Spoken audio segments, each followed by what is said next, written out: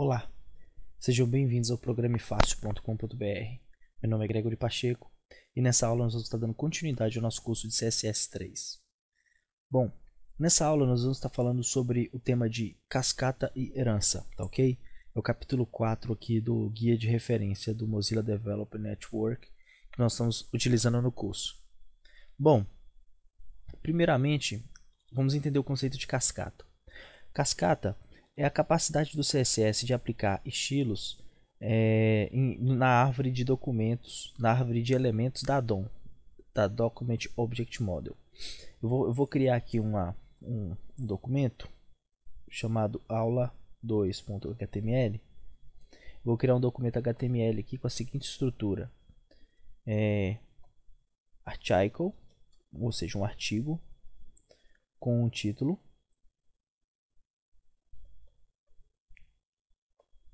um texto,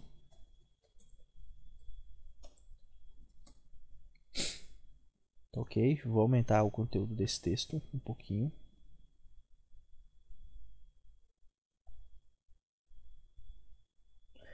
E dentro desse texto eu vou colocar uma frase strong. Usando a tag strong, vou deixar uma frase um pouco mais, com um texto mais forte. Ok, eu vou acessar esse documento aqui do meu navegador.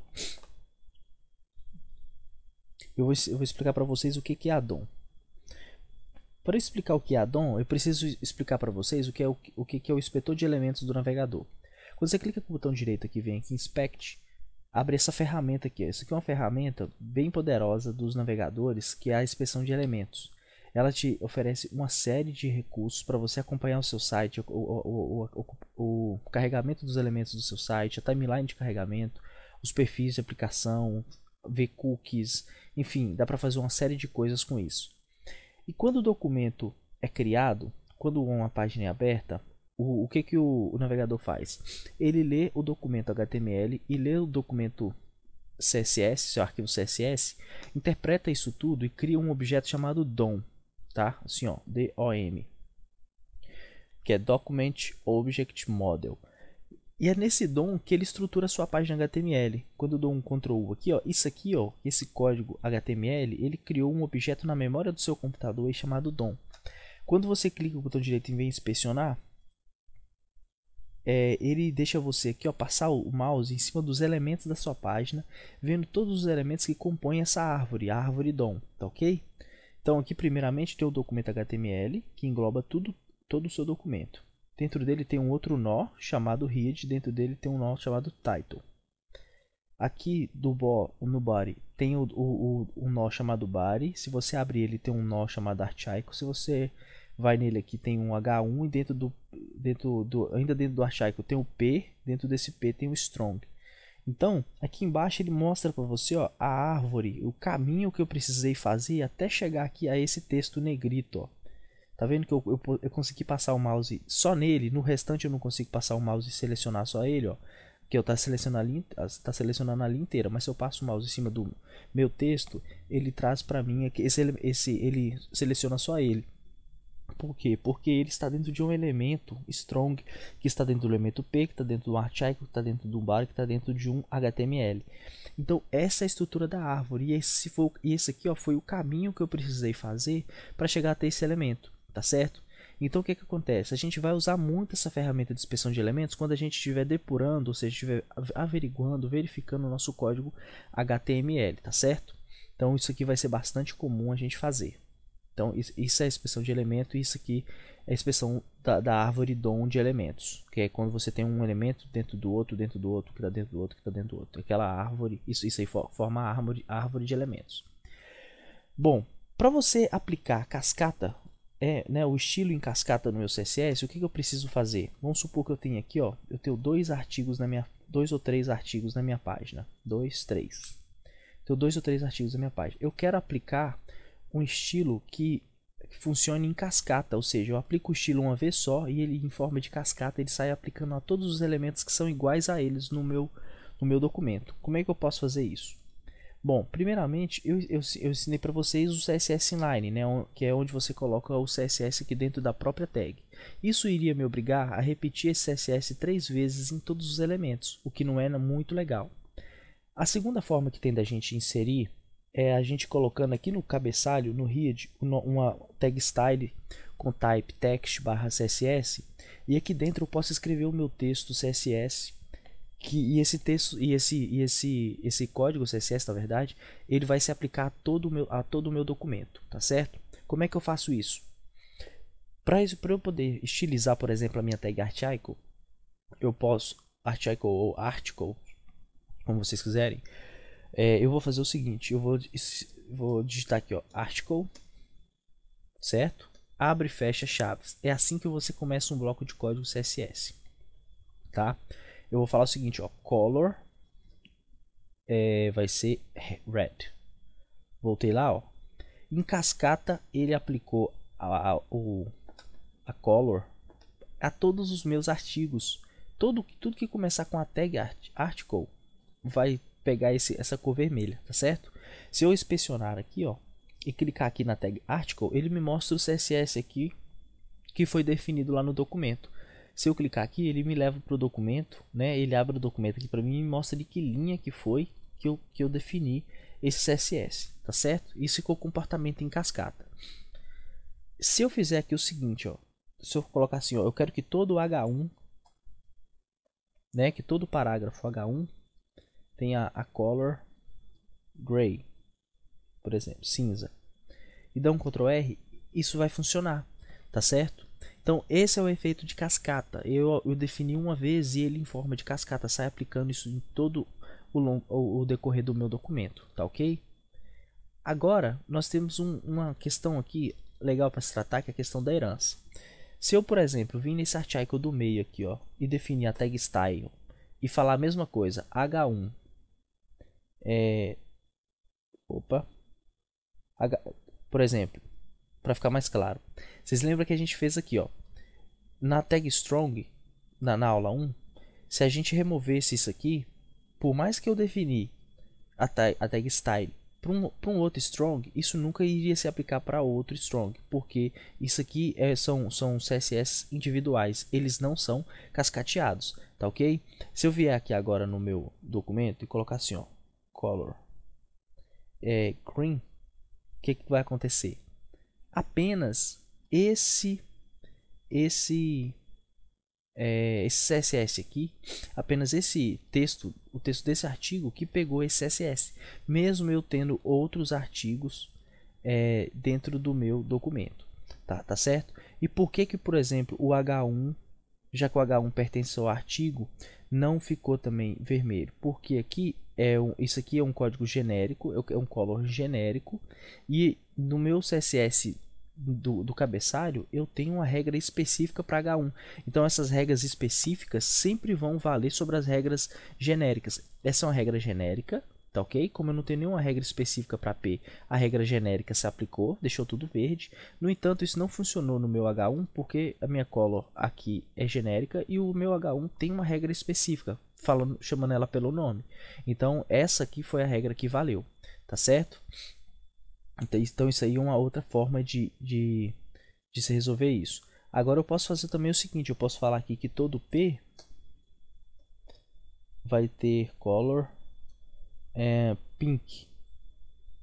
Ó, isso fez com que ele funcionasse, certo? Agora, e se eu fizesse o seguinte, ó, e se eu usasse a minha terceira forma de inserir CSS num documento? A terceira forma é através de link. Se eu vier aqui, ó, e colocar um link assim, ó, link, e eu vou chamar um arquivo externo, um arquivo chamado style.css que a gente ainda vai criar, tá? Essa tag link, você coloca aqui hello stylesheet, né, para falar que ela é uma folha de estilo, o tipo dela text css e o link dela. Esse link aqui é o caminho de onde você vai criar esse arquivo. Eu vou criar ele aqui, ó, dentro da própria pasta do file. Vou mandar salvar style.css. Então eu criei o arquivo style.css que está aqui no mesmo nível, então não precisa de colocar mais nada aqui, só o nome dele. Se eu falar o seguinte, que os P's na verdade terão color blue, o que vai acontecer? eu incluí esse arquivo aqui e falei que os P's terão color blue. O que vai acontecer no nosso navegador? Nada. Por quê? Porque esse CSS foi definido, em seguida, esse CSS que está abaixo dele foi definido depois. Então, o que vai valer é o último que o navegador leu. O navegador vai ler de cima para baixo, tá certo? Então, se eu puxar aqui esse CSS para baixo, agora sim vai funcionar, porque o navegador definiu ele como pink, mas em seguida chamou um arquivo externo que tinha a regra que definia ele como azul. Então vai prevalecer a hierarquia, o que tiver mais abaixo na herança, tá certo? Então ele vai herdar até certo ponto, mas se tiver aqui abaixo uma definição de um estilo que seja a mesma da que já foi definida, ela vai sobrescrever, tá certo?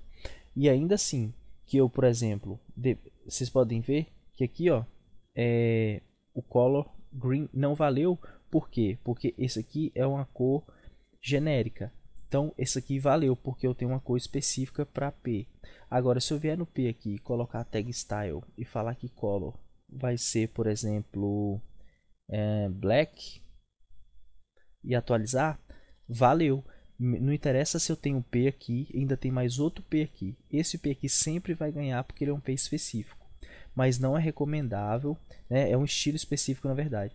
Não é recomendável que você utilize CSS inline, tá ok? Isso aqui é só mesmo para vocês conhecerem. A forma mais correta é assim, ó, em arquivo externo. Mesmo essa aqui, arquivo interno, deve ser bastante evitada, ok? Bom, deixa eu ver se tem mais alguma coisa. O strong, por exemplo, vocês podem ver que o strong que está dentro do P, que está dentro do archaico, que está dentro do body, que está dentro do HTML, certo? E o strong, ele ficou apenas negrito, mas ele pegou a cor do P. Se eu vier aqui no meu style, seja aqui, seja no arquivo externo, e criar uma regra específica para strong, vai valer a regra específica. Tá vendo? Pegou red, né? Eu poderia colocar green aqui, ó. Green. Tá? Então a regra específica sempre vale acima da regra genérica. O que aconteceu aqui? Quando eu não tinha esse strong aqui definido, o meu strong ele herdou a propriedade da tag P, tá ok? Quando eu não tinha CSS definido para P, ele herdou a cor que estava em archaico. E quando eu não tinha nenhuma regra para archaico, ele herdou a cor que eu defini para body. Por exemplo, se eu colocar aqui, ó, falar que o body tem color,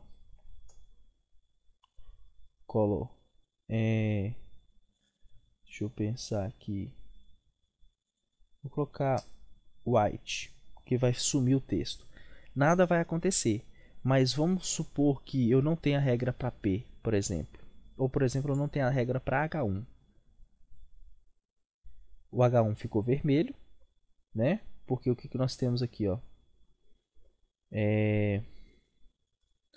não temos nada definido aqui e temos um body com color white. Deixe-me ver. Vamos inspecionar o elemento aqui para a gente lembrar de onde vem esse H1, esse vermelho. Provavelmente a gente tem alguma regra. Ó, tá vendo? A regra do body tá aqui, white, tá certo? Dentro do archaico nós temos aqui ele definido como vermelho. Como o H1 pertence ao archaico, o que acontece? Ele vai ficar vermelho. Se eu tirar, por exemplo, esse aqui, eu vou tirar o primeiro título lá de dentro e atualizar a página, ele pegou, olha lá, ele está de branco porque ele não pertence a archaico. Agora, se eu voltar ele lá para dentro e atualizar, ele volta a ficar vermelho porque ele vai herdar as propriedades de archaico. Se eu não tiver archaico definido, ou article definido, ele vai sim ficar branquinho, né? Porque já não tenho regra nenhuma. Então a regra do body aqui vai valer. Olha aqui, ó, vou inspecionar. Body. Olha lá, a regra do bar equivaleu. Se eu clicar aqui, ó, não tem nenhuma regra específica aplicada ao meu H1. Ó. Vocês podem ver, não tem nada aqui. Tá certo? Então, isso aí que é a questão da herança. Ele vai herdando dos seus descendentes, dos seus ascendentes. O H1, nesse caso, herdou do Ártico. O Ártico, se não tiver definido, herda do Bari. Tá certo, gente? Então, a gente entendeu aí qual que é o efeito em cascata. Né? A gente define um elemento, ele sai procurando todos os elementos na página, aplicando aquele efeito, aquela característica. E a questão da herança é justamente isso, porque eu tenho um elemento dentro do outro, que tem dentro do outro, que tem dentro do outro. Eles vão vão recebendo as propriedades dos seus antecessores, tá certo? Bom, é isso aí. Para essa aula é isso. Eu espero que vocês tenham gostado, tenha ficado claro. Caso alguma coisa tenha ficado obscura ou vocês não tiverem entendido, façam aí, testem, tentem quebrar a cabeça. Não conseguiu, posta no nosso fórum que a gente vai ter o prazer de responder, tá certo? Um grande abraço e até mais.